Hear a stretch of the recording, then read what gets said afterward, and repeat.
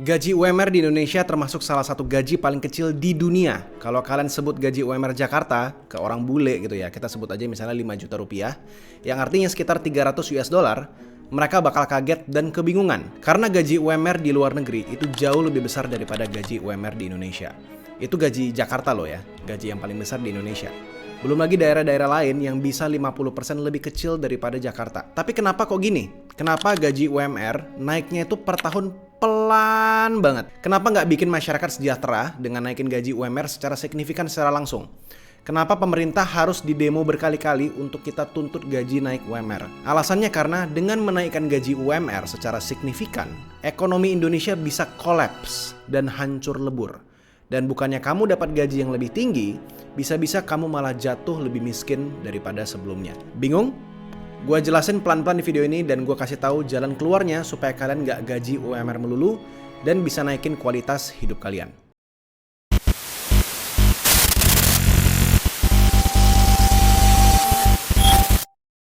Halo semuanya, kenalin nama gue Jos Gultom. Di channel ini gue banyak ngomong soal konspirasi, teknologi seperti AI, kripto, dan juga lainnya. Ada juga video-video seru lainnya yang kalian bisa cek di channel gue.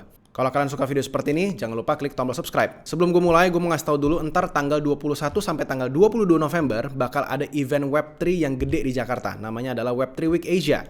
Acaranya itu 2 hari, di mana kalian bisa dapetin banyak insight dan juga info A1 tentang kripto dan juga dunia di Web3. Kalian bisa kenalan sama banyak orang dan mungkin aja bisa dapat karir di sana. Gue bakal hadir juga di sana dan sekarang di bulan September mereka lagi diskon luar biasa besar yaitu 45%. Dan kalian bisa dapetin tambahan 10% lagi diskon kalau kalian check out pakai kode promo ini. Ya, gua taruh kodenya di deskripsi di bawah karena cukup panjang, nanti kalian tinggal copy paste saja.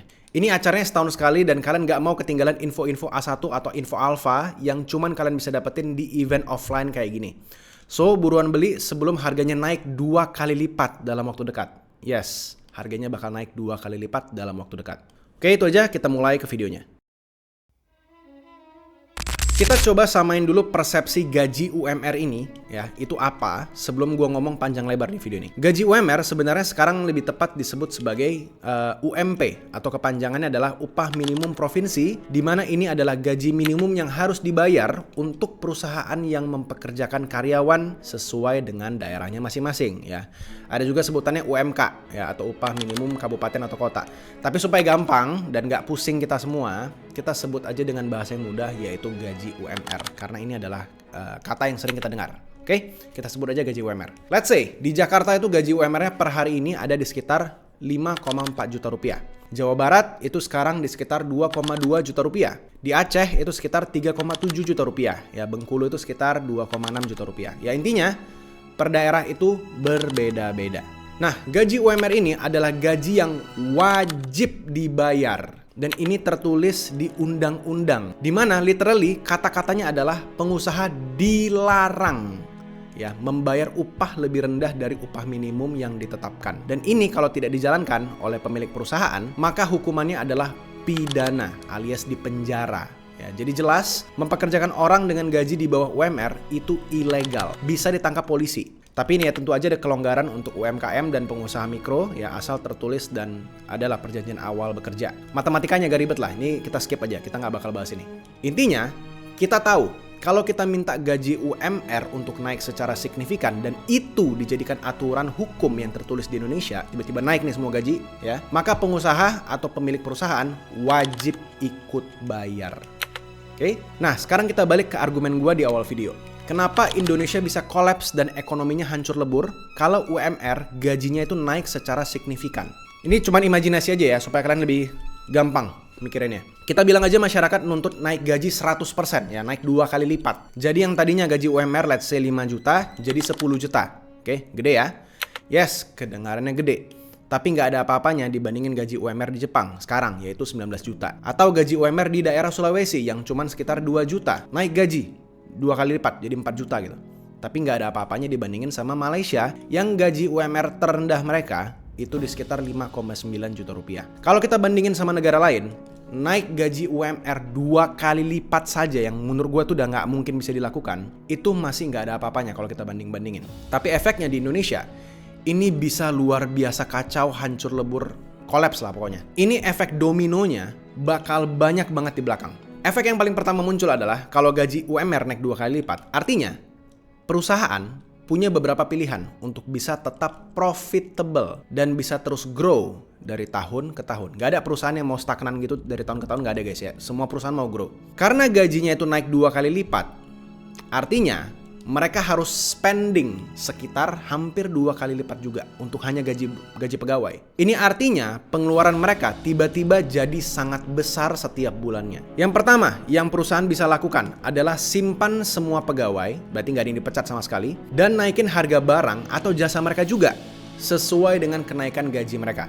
Let's say produksi sepatu yang tadi harga jualnya itu 150.000, sekarang mereka terpaksa jual dengan harga 300.000, dan ini berlaku untuk semua barang yang kalian lihat di sekitar kalian ya. Mie instan, air putih, semuanya naik harganya. Naik secara sangat-sangat signifikan hanya karena tiba-tiba biaya mempekerjakan manusia jadi jauh lebih mahal daripada sebelumnya. Yang kedua yang bisa perusahaan lakukan adalah pecat sekitar 50% pegawai mereka supaya spending mereka nggak segede itu. Tapi ini artinya ya produktivitas barang mereka akan semakin sedikit. Barang-barang yang mereka produksi itu akan semakin langka karena nggak beredar lagi di masyarakat dengan jumlah yang sama.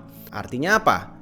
Ya barang-barangnya juga akan naik harganya karena demand-nya tinggi, banyak yang butuh barangnya. Jumlah orangnya sama, nggak ada yang berkurang. Tapi jumlah barang yang beredar itu turun signifikan. Artinya barang-barang di sekitar kita juga akan jadi jauh lebih mahal daripada sebelumnya. Efeknya sama dengan yang pertama. Dan malahan sisi buruknya lagi adalah pengangguran jumlahnya naik secara sangat signifikan. Dan orang-orang yang menganggur ini udah nggak dapat duit di bulan depan. Harga-harga barang juga naik makin mahal. Jadi ini kayak roda kematian yang muter-muter terus. Yang ketiga yang perusahaan bisa lakukan adalah pecat mayoritas pegawai mereka dan ganti semuanya jadi robot atau AI. Ini mungkin kalian bisa lebih berimajinasi kalau perusahaannya itu dalam bentuk pabrik lah ya.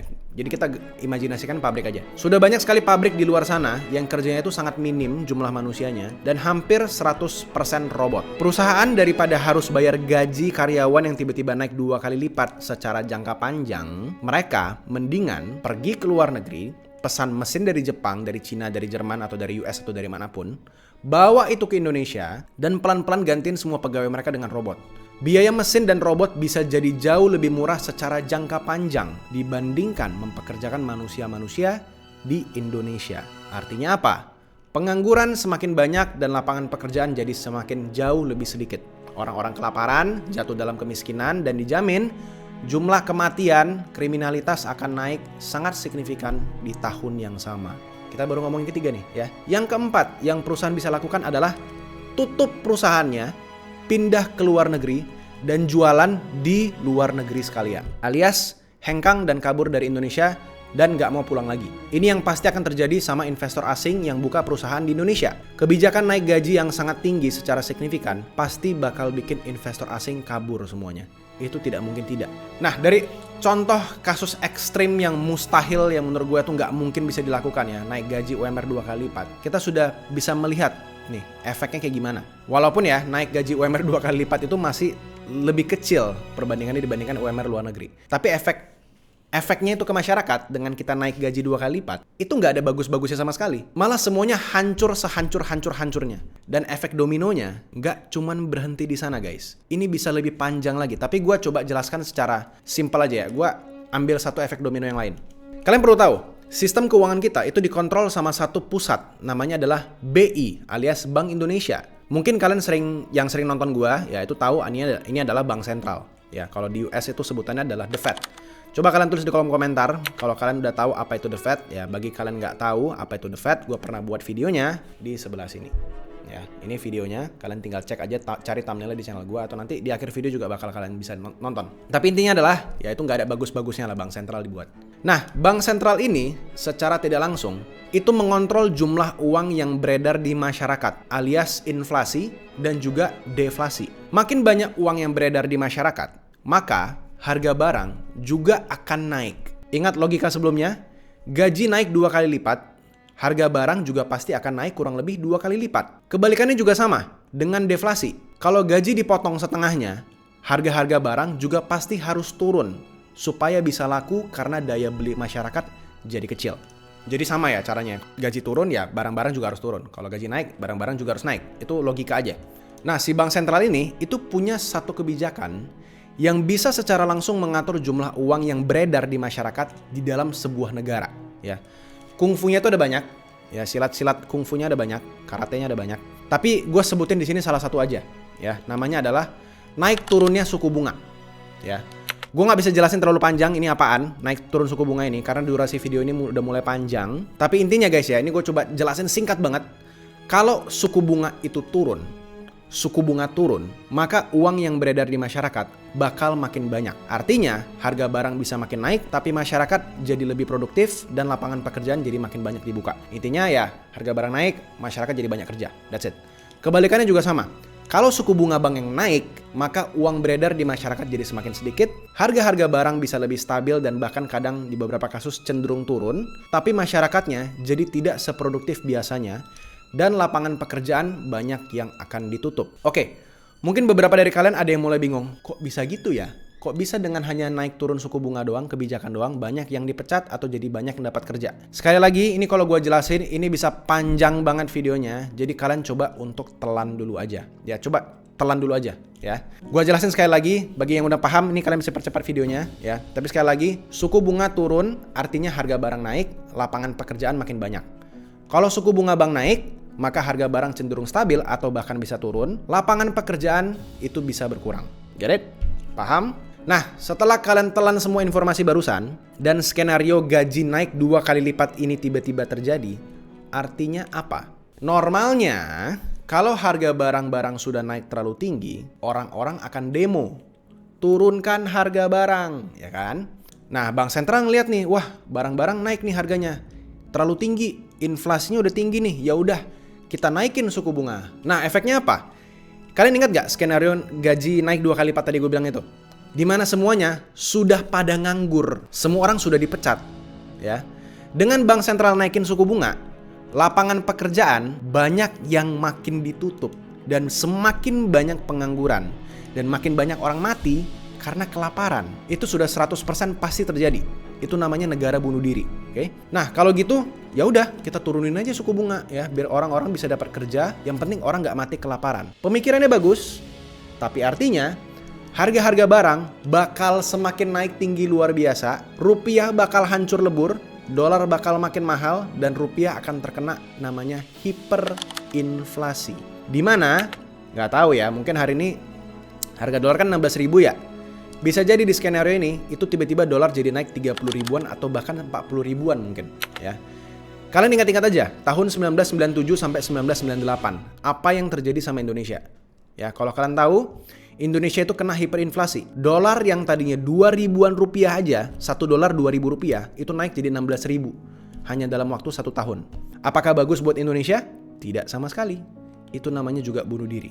Gimana? Paham kan? Gimana kondisi Indonesia sekarang? Nggak semudah dan segampang itu untuk minta naik gaji tinggi. Sebenarnya nggak usah naik gaji 2 kali lipat lah. Itu emang nggak make sense. Tapi salah naik gaji 1-2% aja lebih tinggi daripada seharusnya, itu efeknya bisa menjalar kemana-mana. Dan efeknya luar biasa dan sangat-sangat negatif. Itu kenapa Indonesia kalau naik gaji UMR itu pelan banget. Pelan banget. Nggak bisa cepet-cepet. Dan gue bukannya pro pemerintah ya teman-teman ya. Gue pro rakyat, tapi kalau kita lihat dari sisi bank sentral, ya emang nggak bisa dinaikin cepet-cepet. Nggak dinaikin, marah. Dinaikin dikit, marah. Dinaikin banyak, happy sementara, tapi negara langsung hancur lebur beberapa bulan kemudian aja. Tapi anjingnya, di saat UMR Indonesia cuma 2-5 juta, si wakil rakyat gajinya tinggi kayak banget. Nah, jadi apa solusinya? Buat kalian yang masih stuck di gaji UMR, kalian harus telan fakta ini ya, bahwa kalian sama sekali nggak bisa ngandalin pemerintah. Percaya sama gue, ngandelin kenaikan gaji UMR itu bener-bener buang waktu dan gak ada gunanya sama sekali. Karena kalian sekarang sudah tahu, di saat gaji UMR itu naik, barang-barang di sekitar kalian itu juga naik harganya. Kalian terpaksa menurunkan kualitas barang kalian untuk bisa spending yang hemat. Ya, itu yang kalian lakukan basically sekarang. Yang artinya ketika kalian tadinya makan makanan yang sehat sebelumnya, kalian jadi harus lebih hemat, makan makanan yang lebih sedikit atau mungkin yang lebih tidak sehat. Barang-barang kalian yang kalian beli sekarang itu jadi lebih cepat rusak karena kualitasnya menurun. Dan kualitas hidup kalian juga semakin lama semakin menurun. satu-satunya solusi yang at least ada di kepala gua ya, yang sebenarnya udah gua rasa udah kalian dapetin ini berkali-kali sama influencer lain ya, adalah naikin skill kalian. Cari kerja yang emang gajinya di atas UMR dan punya potensi naik lebih tinggi lagi. Cuman kerjaan seperti ini pastinya butuh skill yang lebih tinggi. Artinya apa? Kalian harus cari edukasi lagi. Oke? Kalian kalau udah mau stop video ini, sabar. Tunggu sebentar. Ada beberapa hal yang mungkin kalian belum pernah dengar sebelumnya. Cuman gue lanjutin dulu. Mengenai edukasi ini ya. Edukasi ini gak harus formal. Ya, gak harus formal. Kalian bisa ikutan kelas online, kalian bisa ikutin kursus-kursus yang kalian bisa temuin di internet untuk bisa naikin skill kalian. Dan ini banyak banget loh yang gratis. Banyak banget di YouTube. Kalau emang kalian modalnya kecil, itu banyak sekali di YouTube. Cuman, emang kebanyakan ilmu-ilmu gratis ini, itu kebanyakan berbahasa Inggris. Ini kenapa gue bilang di video yang udah lama banget, dulu banget, luar biasa lama. Skill bisa memahami berbahasa Inggris adalah skill yang luar biasa gila. Ini adalah sebuah unfair advantage di Indonesia, bisa gue bilang. Kenapa? Karena hanya dengan kalian bisa berbahasa Inggris, itu kayak kalian ngebuka pintu yang sebelumnya tertutup, rapat ya. Pintu ini kebuka, terus kalian bisa akses ke semua ilmu luar biasa yang ada di dunia ini. Luar biasa banyaknya. Yang tadinya kalian cuma bisa belajar di Indonesia dari YouTube, hanya dari YouTube channel Indonesia. Sekarang kalian bisa belajar dari Amerika, dari India, dari UK, dan negara-negara yang lain pakai bahasa Inggris. Kalian jangan salah loh, banyak kelas-kelas kuliah S1, S2, dan bahkan S3 dari universitas terhebat di dunia, misalnya kayak Harvard gitu. Itu materi-materi kuliahnya itu tersebar gratis di YouTube. Cuman dia bahasa Inggris aja. Kalian cuma perlu nonton dan belajar gratis dari YouTube. Cuma nonton aja. Kalian udah bisa dapetin ilmu yang literally sama dengan orang yang bayar mahal miliaran untuk kuliah ke Amerika. Kalian harus sadar itu. Itu ada aksesnya di internet gratis. Cuman perlu bahasa Inggris saja. Selain ningkatin skill kalian harus punya personal branding ya, dengan pamerin skill kalian di sosial media. Kalian suka buat analisa contohnya, ya udah share analisa kalian for free ke internet. Share portofolio kalian for free ke internet dan biarin orang-orang bisa lihat semua pekerjaan kalian. Dengan kalian mainin personal branding ini di sosial media dan kalian lebih dikenal banyak orang, kalian jadi jauh lebih mudah untuk dapat pekerjaan yang gajinya belasan bahkan puluhan juta per bulan. Trust me guys, kedengarannya memang rumit dan memang lama, dan emang benar rumit dan lama. Gua nggak bohong, ini emang sulit gamenya. Tapi kalian pilih mana? Rumit dan lama tapi ujungnya bagus, atau kalian stay di tempat ya, kalian lari di tempat, nggak usah ningkatin skill dan berujung sama aja atau bahkan makin parah. Pilihannya semua ada di tangan kalian. Semoga kalian belajar sesuatu dari video ini. Ya nggak ada salahnya kalian belajar 1-2 hal baru setiap harinya dari YouTube for free ya. Kalau kalian mau nonton video edukasi gue lainnya, ini ada banyak banget. Nah, gue share semua ini. Oke, di kiri kanan ini. Dan kalau kalian mau ngedukung gue untuk terus bikin video seperti ini, jangan lupa untuk subscribe dan cek link-link yang ada di bawah. Itu bakal ngebantu gue banget kalau kalian sekedar cek aja dan klik linknya. Thank you guys. Bye-bye.